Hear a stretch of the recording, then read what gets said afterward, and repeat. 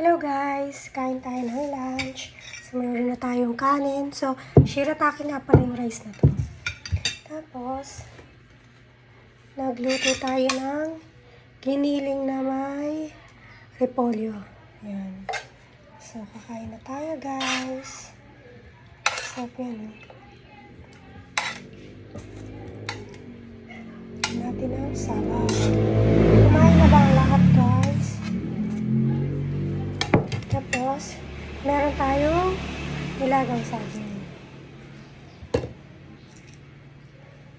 Nilagang saging. Ito yung pagkain natin. So, titikman na natin kung masarap. Siyempre, masarap ako nagluto. Diba?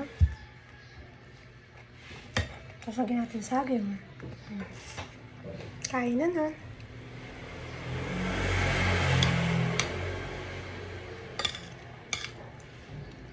Sarap siya guys.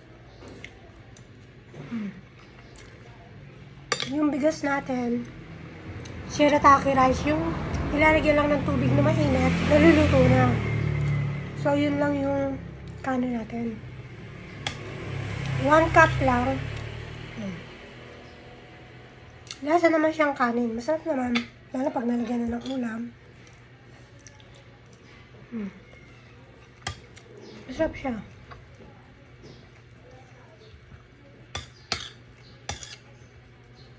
Happy lunchtime!